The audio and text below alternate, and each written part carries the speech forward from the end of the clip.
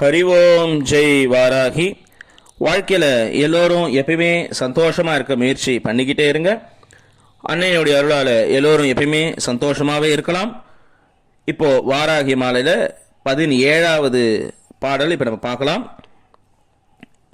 வரும் துணை என்று வாராகி என்றன் அன்னையை வாழ்த்தி நிதம் பொருந்தும் தகைமையை பூணாதவர் புலால் உடலை பருந்தும் கழுகும் வெம்பூதமும் வெய்ய பிசாசுகளும் விருந்துண்ணப்பட்டு கிடப்பர் கண்டீர் உடல் வேறுபட்டே. இதுதான் அந்த பாடல். இதனுடைய அர்த்தம் பார்க்கலாம். வரும் துணை என்று, அதாவது கூப்பிட்டாலே உடனே நம்மளுக்கு கூடவே துணையாக இருப்பாளாம். யாரு? வாராகி என்று அன்னையை.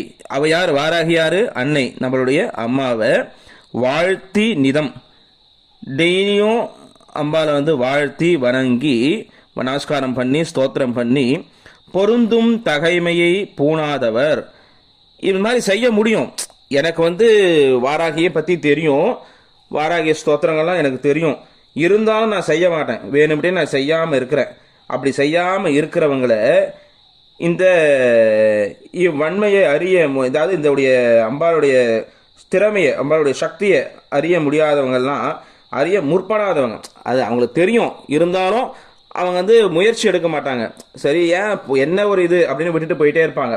அப்பேற்பட்டவங்களுடைய புலால் உடலை, மாம்சம் நிறைஞ்ச அவங்களுடைய உடம்ப பருந்தும் கழுகும் வெம்பூதமும் வெய்ய பிசாசுகளும் விருந்துண்ணப்பட்டு, அதாவது என்னன்னா அவங்க உடம்பு என்ன பண்ணுவாங்களாம், பருந்து கழுகு, அதாவது பிணந்தின்னி கழுகுன்னு ஒரு கழுகுங்க இருக்கு, அந்த கழுகுங்களுக்கும் வெம்பூதம் வெய்ய பிசாசு, அதாவது வெம்பூதம்ன்றது என்னன்னா அந்த பூதம் ஒரு வெப்பத்தோட, அதாவது யார் யாரெல்லாம் இந்த மாதிரியான துஷ்ட காரியங்கள் பண்ணுறாங்களோ, யார் யாரெல்லாம் அபச்சாரம் பண்ணுறாங்களோ அவங்க எல்லாமே பிடிச்சி சாப்பிட்றதுக்குன்னு பூதங்களாம். அது அம்பாள் கிட்ட பூத கணங்கள் உண்டு, வேதாள கணங்களும் அம்பாள் கிட்ட இருக்குது.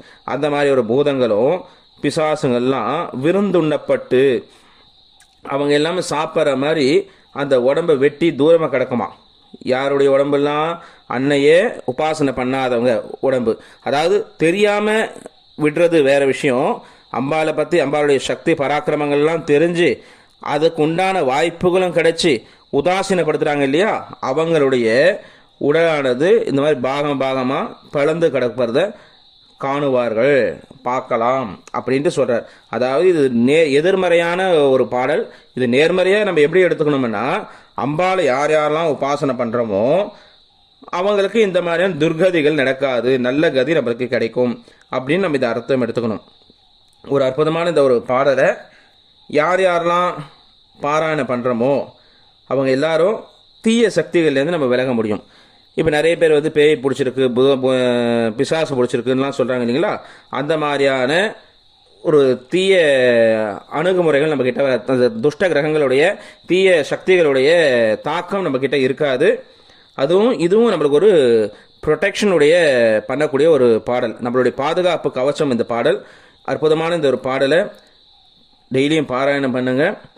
இதில் இன்னொரு விஷயம் என்னென்னா, எனக்கு நிறைய பிரச்சனைகள் இருக்குது, ஏதோ வீட்டில் சில வீடுகளில் பார்த்தா நடமாட்டங்கள், ஏதோ நடமாட்டம் இருக்குது, துஷ்ட சக்திகளுடைய நடமாட்டம் இருக்குதுன்னு சொல்லுவாங்க, ஏதோ ஒரு பேய் பிசாசு இருக்குதுன்னு சொல்லுவாங்க.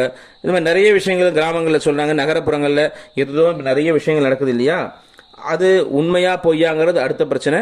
அது நம்புறவங்களுக்கு அதனுடைய அவஸ்தை தெரியும். அப்பேற்பட்ட அந்த அவஸ்தையில் இருக்கவங்களுக்கு இந்த ஒரு கருப்பு கலர் கயிறோ இல்லை சிகப்பு கலர் கயிறோ எடுத்துக்கங்க. இந்த ஒரு பாடலை 11 முறை, ஒவ்வொரு முறையும் சொல்லும்போது ஒவ்வொரு முடி போட்டு 11 முடி இந்த பாட்டு வந்தவொடனே அன்னையுடைய திருவடிகளில், அதாவது வீட்டில் படம் இருந்தால் படமோ, அப்படின்னா பக்கத்தில் அன்னையுடைய கோவில் இருந்தால் அங்கேயோ, இல்லை வீட்டில் விக்கிரக வழிபாடு விக்கிரகம் இருந்தால் அதுலேயோ வச்சு பூஜை பண்ணி கையில் கட்டிக்கலாம். அவங்க குரு யாரோ அந்த குருவை மனசில் நினச்சிக்கிட்டு, ஏன்னா குரு ரூபமாக தான் அம்பாள் நம்மளுக்கு அனுகிரகம் பண்ணுவாங்க. அதனால் ஏற்கனவே ஒரு பாடலில் சொல்லியிருப்பேன், குருவுடைய தத்துவமாக அம்பாள் தான் இருக்கான்ட்டு. அதில் ஸ்ரீநாதாதி குரு ஸ்வரூபமா விபவாம் அப்படின்னு சொல்லியிருப்பேன். அதாவது குரு ரூபமாக தான் அம்பாள் நம்மளுக்கு அனுகிரகம் பண்ணுவா. அதனால் நம்மளுடைய குருவை மனசில் நினச்சிட்டு அந்த கயிறை நம்ம கையில் கட்டிட்டோம்னா இந்த மாதிரியான தீய சக்திகள் நம்மளை விட்டு விலகும் அப்படின்ட்டு பெரியவங்க இதுக்கு பலஸ்ருதி சொல்லியிருக்காங்க. அற்புதமான இந்த ஒரு பாடலை எல்லாரும் டெய்லியும் பாராயணம் பண்ணி அன்னையினுடைய பரிபூர்ண கிருபா கடாட்சத்தை எல்லாரும் வாங்கிக்கணும் அப்படின்னு கேட்டுக்கிறேன். அன்னை வாராகி உங்கள் எல்லாருக்கும் எல்லா வளமும் நலமும் தருவா. அடுத்த பதிவில் அடுத்த ஒரு அற்புதமான பாட்டு, அதை பார்க்கலாம். ஹரி ஓம் ஜெய் வாராகி, ஹரி ஓம் ஜெய் வாராகி, ஹரி ஓம் ஜெய் வாராகி.